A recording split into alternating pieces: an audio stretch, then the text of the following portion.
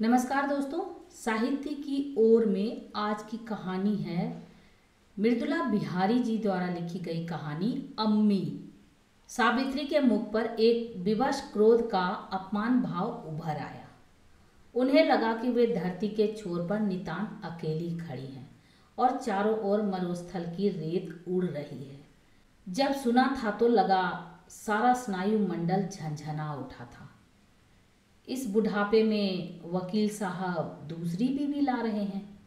उस औरत के चक्कर में मुझे धोखा दिया और अब उससे रिश्ता जोड़कर मेरी तबाही का सामान पैदा कर रहे हैं। 55-60 की उम्र पर पहुंची सावित्री के भीतर जैसे प्रचंड अंधड़ चल रहा था। चित्त अशांत और उद्वेलित था। दिमाग में बहुत सी आवाज़ों का शोर गूंज रहा था। क्या वह इस स्थिति को स्वीकार कर ले? नहीं। स्वयं को सौत की दया पर छोड़ दे? नहीं। क्या समर्पण के सिवा कोई रास्ता नहीं? फिर अंतरात्मा के अतल गर्द से आवाज आती, नहीं नहीं नहीं। नहीं तो क्या करे? जैसे समूचे अस्तित्व की मुक्ति इस प्रश्न के उत्तर में अटकी हो। वे किसी भी निर्णय पर नहीं पहुंच पा रही थी। भीतर कुछ भी नहीं ठहर पा रहा था। मंजिल नहीं, चिराग नहीं। क्या इसलिए अंधेरे से समझौता कर लिया जाए? क्या वे इतनी निरीह है कि परिस्थितियों द्वारा तिनके सी धकेली जा रही हैं? शिवरतन वकील, उनके पति, उनसे कभी आंखें फेर ली थी।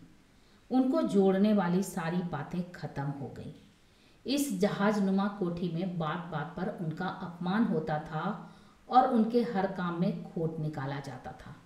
जाने क्या था जो चुनौती भरे हट के साथ बाहर आ जाना चाहता था। पराजय पर पराजय हुई, लेकिन कुछ था जो उनकी ओजस्विता को बनाए हुए था। क्या करें, कहाँ जाएं? अपमान और अकेलेपन में वे बिस्तर पर पड़ी रहीं। अजीबोगरीब ख्याल दिमाग को मथते रहे। वर्षों पूर्व पिता ने आशीर्वाद दिया था, तुम उस कुल की संतान की जननी बनोगी, उन्हें उत्तम संस्कार देना। लेकिन वह न गर्भ धारण कर पाई, न प्रसव पीड़ा झेली, न संतान गोद में ली, न स्तनपान कराया। वह घाव फिर रिसकर बहने लगा। आज जवान बेटा होता तो क्या वकील साहब सौत लाने की साहस कर पाते?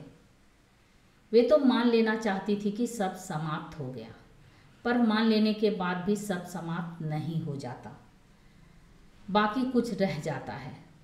न जाने क्यों एक निराकार सी प्रतीक्षा बनी रही। गोसाई टोला में उनके नाम एक छोटा सा घर था। एक बार उसमें किराएदार भी बसाया था, पर तंग आकर खाली करवा दिया। तब से वह घर बंद पड़ा था। वह अपने इस पुश्तैनी मकान को कैसे भूल गई? अंधेरे में सूर्योदय के पहले जिस प्रकार उषा की आभा आ जाती है, हृदय में उसी प्रकार एक उजाले को अनुभव किया। उन्होंने बिखेरते साहस को संजोया और आंसू पोंछकर उठ खड़ी हुई। उन्हें यह अधिकार है कि अपना मार्ग स्वयं चुने। उन्हें वहां से जाना होगा। इस विचार ने मन को हल्का कर दिया। मन द्वंद्व से मुक्त हो गया। एक साहसी स्थिरता मन में समाती चली गई। 2 सूटकेसों में अपना सामान रखा और घर के चारों ओर दृष्टि घुमाई। वहां रहना एकदम अनावश्यक लगा। सरना को साथ लेकर वे गाड़ी में बैठ गईं। उन्हें एक अदृश्य तार खींचे ले जा रहा था। शाम ढलने लगी थी और बाजार बंद होने लगा था। अरसे बाद अपने इस घर में जा रही थी। गली से हलवाई और पनवाड़ी की दुकानें गायब थीं। तमाम चेहरे नए लग रहे थे, लेकिन वह छोटी मजार अभी भी वहां मौजूद थी, जिसने यकीन दिलाया कि वे सही जगह आ गए हैं। घर पहुंचकर उन्होंने चेहरे पर छलक आए पसीने को रुमाल से इस तरह पोंछा जैसे दिलो दिमाग से पुराने घर को मिटा रही हैं। अब उन्हें थोड़ी हिम्मत और सब्र चाहिए। सब ठीक हो जाएगा। उन्होंने सरना के साथ मिलकर 2 घंटे के भीतर घर रहने लायक बना लिया। वे अव्यवस्था में व्यवस्था का आविष्कार करना जानती थीं। ड्राइवर और सरना को वापस भेजकर उन्होंने मुक्ति की सांस ली, लगा कि बहुत दिनों बाद पहली बार सांस ली हो। हवा ठंडी होने लगी। इस घर में आकर उन्होंने अपनी दिनचर्या शुरू कर दी। हर आने वाले दिन के साथ वे स्थिर और संतुलित होने लगीं। एक सुबह वे अपने बरामदे पर खड़ी थी। उनके पास एक सुंदर स्वस्थ युवक सा दिखने वाला आदमी आया। आकर बोला, मेरा नाम बहराम है, मैं किराए के घर की तलाश में हूँ। आपके यहाँ क्या जगह मिल सकेगी? इतना कहकर वह चुप हो गया। उसकी सरल पारदर्शी आंखों में आशा की चमक दिखाई देने लगी। सावित्री ने ज़्यादा नहीं सोचा और हाँ कह दिया। बहराम के जाने के बाद अनायास सावित्री के भीतर एक माँ ने करवट ली। इसकी माँ कितनी भाग्यशालिनी होगी। वहाँ शाम को बहराम अपनी बीवी नाहिद और बच्ची समन के साथ आ गया। नाहिद के सुघर सलोने चेहरे पर सौम्य पवित्रता थी।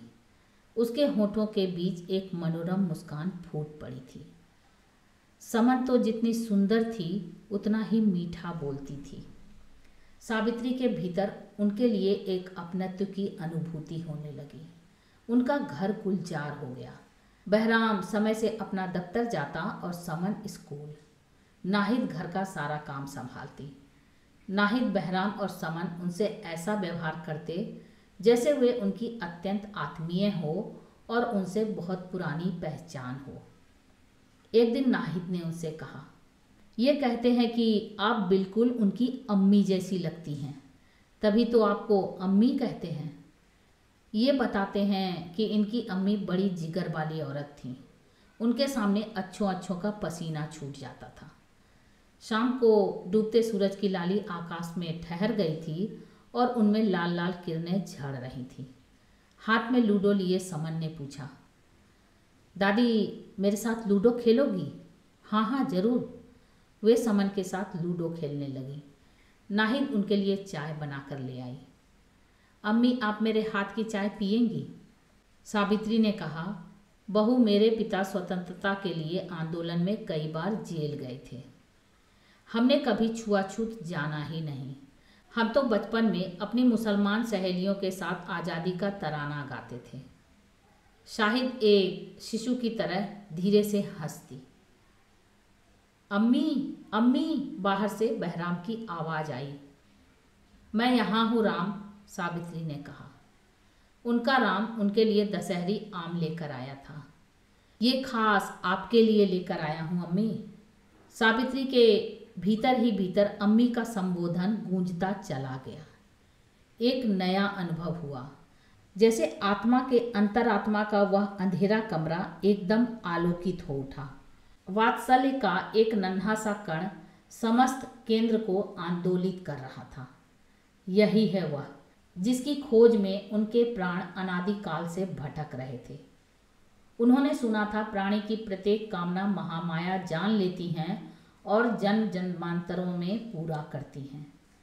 उनकी कामना पूरी हो जाएगी, वह भी इसी जन्म में। हे अष्टभुजा, मैंने सोचा ही न था। संध्या आरती के समय समन उनके पास भाग आती। वे ममत्व की अतल गहराई में डूब जाती। समन कहती, दादी तुम कितनी अच्छी हो, इससे बढ़कर दुनिया में दूसरा कोई उपलब्धि नहीं। वे समन को सीने से ऐसे चिपका लेती जैसे मरने वाले को जीने का बहाना मिल गया हो। सावित्री अपना खाना बनाने बैठती तो लगता चूल्हे के साथ वे भी जल रही हैं। उन्हें देखकर नाहिद ने कहा, अम्मी आपका खाना मैं बना दूंगी, हम तीनों का काम ही कितना होता है। अम्मी अम्मी के मधुर स्वर से सारा घर महक उठा था। सावित्री समन के साथ लूडो खेल रही थी। उसी समय वकील साहब आए। उन्हें देखते ही सावित्री को लगा जैसे अब रिश्तों और भावनाओं का कहीं कोई अवशेष नहीं। उनके बीच किसी भी प्रकार के विचारों या संवेदनाओं का विनिमय संभव नहीं। वकील साहब ने सख्त स्वर में कहा, मैं तुमको लेने आया हूं। उन्हें उस दिन की मानसिक यंत्रणा के एक एक क्षण याद थे। वहां मेरा कौन बैठा है, यह मेरा घर है। और समन को देखकर बोली, इससे मेरा मन लगा रहता है, मैं यहीं ठीक हूं। क्या इस तरह दूसरे धर्म के लोगों के साथ रहना ठीक है? ये नेक हैं, मेरी इज्जत करते हैं, तब क्यों धर्म की बात उठाकर झमेला करूं? सुना है वह तुमको अम्मी कहता है। हाँ, बनाने से कभी कभी बेटा भी बन जाता है, और जो ना बनाए उनका तो अपना भी पराया हो जाता है। जिसे बेटा कह रही हो उसकी नज़र तुम्हारे घर पर है। आप वकील हैं, आपकी ज़िंदगी कत्ल, कब्जा, बेदखली जैसी चीज़ों में बीती है, मगर यहाँ जो है एकदम दूसरा है। सावित्री ने फैसले के स्वर में कहा, मेरी ज़िंदगी मेरे हाथ में है, आप मेरी चिंता मत कीजिए। वकील साहब लौट गए। दिन बीत रहे थे, जिंदगी में मिठास आ गई थी। एक दिन सावित्री कैंची, सुई, धागा लेकर चटाई पर बैठी थी। समन के लिए गुड़िया बना रही थी। स्कूल से आते ही समन ने पूछा, दादी गुड़िया बन गई? जा कपड़े बदल, कुछ खा, अब की आएगी तो गुड़िया सिली सिलाई मिलेगी। गुड़िया के पैरों की खोलियां सीते ही जैसे हाथ कांपने लगे और आंखों के आगे सितारे टूट टूट कर झड़ने लगे। उनकी आंखें पहले से कमजोर थी, भारी शरीर देखने भर का था। उनकी सांस चलते फिरते फूल जाती थी। गुड़िया पूरी होते ही सुई धागा हाथ से छूट गया और वे वहीं चटाई पर लेट गईं। नाहिद भागी भागी आई। अम्मी, आपसे नहीं होता तो क्यों करती हैं? समन, तू भी बड़ी जिद्दी हो गई है। अरे इस बच्ची को ना डांटो, तुम तो मुझे मिट्टी का माधव बना दोगी। अरे कामकाज नहीं करूँगी तो देह पटक नहीं जाएगी। बहराम ऑफिस से लौटा तो सावित्री के लिए ऊनी मोजे लेकर आया। आपके लिए लाया हूँ अम्मी, अब यहाँ सर्दी बढ़ेगी, इससे आपके पैर ठंडे नहीं होंगे। उनकी आंखें आनंद के अश्रु बिंदुओं से झिलझिला उठीं। इसके बाद सावित्री को बुखार आ गया, साथ में खांसी भी। दिनों दिन बुखार और खांसी बढ़ने लगे और खाना छूटने लगा। बहराम शहर के डॉक्टरों से इलाज कराता रहा। नाहिद समय से दवा देती रही। वे दोनों दिन रात सेवा में लगे रहते। सावित्री सोचती, इतना प्यार तो सगा बेटा भी नहीं दे सकता। नाहिद को घबराया देख वे कहती, तुम बेकार परेशान होती हो, मुझे कुछ नहीं हुआ है, थोड़ी कमजोरी है, ठीक हो जाऊंगी। उनमें जीने की ख्वाहिश जाग गई थी। वे पड़ी पड़ी गुनगुनाती, तू दयालु, दीन हो, तू दानी हो। पर डॉक्टर के बार बार दवा बदलने पर भी उन्हें आराम नहीं मिल रहा था। इन दिनों मोहल्ले में बस एक ही बात दबी जुबान से चल रही थी कि बहराम सावित्री देवी का सेवा टहल कर घर अपने नाम करवा लेगा। लेकिन बहराम और नाहिद इस चर्चा से बिल्कुल बेखबर थे। नाहिद अपनी अम्मी के पूजा स्थान पर रोज अगरबत्ती जला देती। इस एक साल में वे कितने करीब आ गए थे। धर्म इंसान को भले ही बांट दे, लेकिन मन के भाव, उनमें तो मानवीय स्फुरन होता है। आधी से ज़्यादा रात बीत गई, घर में सभी सो रहे थे, पर सावित्री की आंखों में नींद न थी। वे जैसे मौत को आते हुए देख रही थी। वे किसी तरह अपने बिस्तर से उठी, अपना चश्मा लगाया और अपने बक्से तक गई। इसी में उनकी सारी पूंजी थी। बक्से में से कलम और पैड निकाला, बड़ी मुश्किल से कुछ लिखा और वापस वहीं रख दिया। उठी तो टांगें थरथराने लगी। भीतर वायु का गोला चक्कर खाने लगा। आंखों के सामने एकाएक सारा कुछ काले काले धब्बे में समाने लगा। अपने आप को संभालने की नाकाम कोशिश में वह जोर से राम राम पुकारने लगी, मगर आवाज़ गले में फंसी रही। नाहिद की नींद खुल गई। उसने बहराम को जगाया। दोनों अम्मी के पास आए। सावित्री डूब रही थी, पर चक्करों के गुंजलक में उनका दिमाग अब भी सजग था। नाहिद का जी धक धक करने लगा। सावित्री ने आहिस्ता आहिस्ता कहा, भगवान तुम सबको सुखी रखे। अपना कांपता हुआ हाथ राम के हाथ पर रखकर मुस्कुराई। यही उनकी अंतिम मुस्कान थी। उनकी गर्दन निढाल हो गई। काया का पिंजरा सूना हो गया। बहराम बिल्कुल खामोश हो गया। दुख के बयान के सामने अल्फाज और जवान घुटने टेक देते हैं। नाहिद फपक फपक कर रोने लगी। बिलाप का कोहराम मच गया। अड़ोस पड़ोस के लोग आने लगे। जैसे जैसे घर में भीड़ बढ़ती गई, वे अकेले पड़ते गए। उनके आंतरिक दुख से किसी को वास्ता न था। वकील साहब के आने के बाद अंत्येष्टि हुई। दूसरे दिन न समन स्कूल गई न बहराम दफ्तर गया। वह मस्जिद चला गया। सावित्री की चप्पलें और एक दो साड़ियाँ इधर उधर पड़ी थी। नाहिद ने साड़ी उठाकर सीने से लगा ली। उसमें से अम्मी की गंध आ रही थी। बाहर से वकील साहब आए। उनके साथ उनके अपने कुछ आदमी और मोहल्ले के 2-4 लोग थे। उनके चेहरे पर क्रोध की छाया थी और इस भाव को छिपाने की जरा भी जरूरत नहीं समझ रहे थे। नाहिद की कनपटियों पर बेतरह दबाव पड़ने लगा। आते ही वकील साहब ने सबके सामने बीवी का बक्सा खोला। ऊपर ही पैड पर बड़े बड़े अक्षरों में लिखा था, मैं अपना घर अपने बेटे बहराम और बहू नाहिद के नाम लिख रही हूँ। यही दोनों मेरी सारी निजी संपत्ति के हकदार भी होंगे। सावित्री देवी। कागज पर घर का रजिस्ट्री नंबर, तारीख वगैरह सब लिखा हुआ था। पढ़ते ही वकील साहब के चेहरे का रंग उड़ गया। वे बोले, मुझे तो पहले से ही शक था। समूचे वातावरण में जहर फैल गया। बहराम मस्जिद से लौटा। उसकी आंखों में पीड़ा की एक गहरी श्याम रेखा थी। आते ही वकील साहब ने उसे वसीयत का वह कागज पकड़ा दिया। वह पढ़कर हक्का बक्का रह गया। लोग कहने लगे, उस भोली औरत को फुसलाकर घर अपने नाम करवा लिया ना, बड़ी खोटी नियत निकली भाई।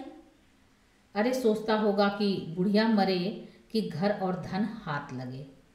ये बातें बहराम को भेद कर मर्म में इस तरह चुभ रही थी कि वह अपमान से लाल हो उठा। उनकी मोहब्बत ऐसे खाते में दर्ज हो रही हैं, लोगों की आंखें उसे छील रही थीं। अपने को जब्त करना उसे कठिन हो गया।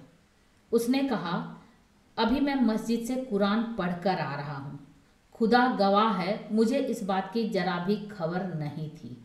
अगर होती तो मैं अम्मी को हरगिज ऐसा नहीं करने देता। यह सच है। बहराम की आवाज़ कहीं बहुत भीतर से आती जान पड़ी। आपको मेरी बात का यकीन नहीं तो? उसने हाथ में पकड़े कागज को टुकड़े टुकड़े कर कहा, ये लीजिए। सब अवाक बहराम का मुंह देखते रह गए। वह कमरे से चला गया। फसाद की झाग सतह पर बैठ गई।